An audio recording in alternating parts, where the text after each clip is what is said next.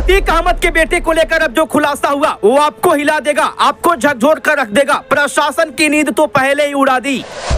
अतीक अहमद के बेटे और कार को लेकर ऐसा कनेक्शन आया सामने जिसने सबको चौंका दिया। ये मामला अब तक कैसे कानून की नजरों से बचा रहा, जो खुलासा हुआ उसको जानने के बाद तो प्रशासन भी खुजला रहा माथा।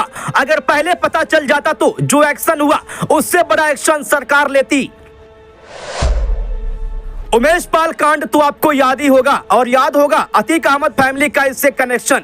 मामले को लेकर अब एक बड़ा खुलासा हुआ है और खुलासा ऐसा हुआ है कि हल्ला मचा हुआ है। अतीक अहमद के बेटे को लेकर अब एक ऐसा खुलासा हुआ है जिसने हल्ला मचा दिया है और हल्ला ऐसा मचा है कि प्रशासन भी सन्न है कि आखिर अब तक ये मामला कानून की नजरों से कैसे बचा रहा और आखिर चूक कहां से हो गई। तो वही कई कानून एक्सपर्ट का कहना है कि अगर ये मामला पहले सामने आ गया होता तो अब तक न जाने कितनी गुत्थियां सुलझ जाती और न जाने कितने गुनाहों का काला चिट्ठा सबके सामने होता।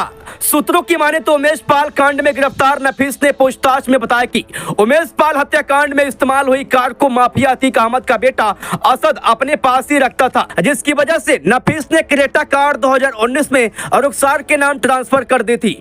पकड़ा गया नफीस अशरफ अहमद के साथ साथ अतीक के फंड को भी निवेश करता था। वो अतीक अहमद के कहने पर प्रॉपर्टी खरीदता था और रियल एस्टेट में पैसा लगाता था। शुरुआती पूछताछ के दौरान नफीस अहमद ने कई बेमानी प्रॉपर्टी पुलिस को बताई है।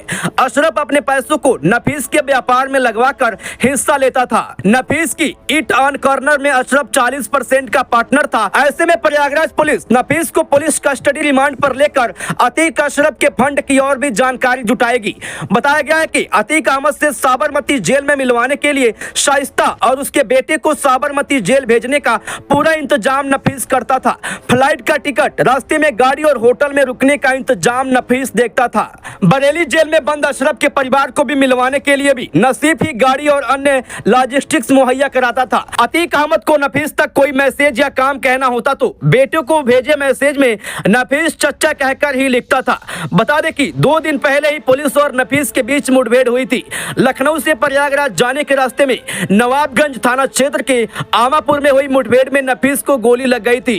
पुलिस ने उसे गिरफ्तार कर लिया है। 24 फरवरी 2023 को धूमनगंज इलाके में उमेश पाल की गोली मारकर हत्या कर दी गई थी। शूटर जिस क्रेटा कार से आए थे वो कार नफीस की ही थी। मामले में कार कनेक्शन जब से सामने आया है तब से अब फिर से अतीक अहमद के परिवार के गुनाहों की कुंडली में एक और धारा जुड़ने के संकेत मिल रहे हैं और दावा किया जा रहा है कि इससे परेशानियां कम नहीं होंगी बल्कि और बढ़ेंगी। ब्यूरो रिपोर्ट, मीडिया हलचल।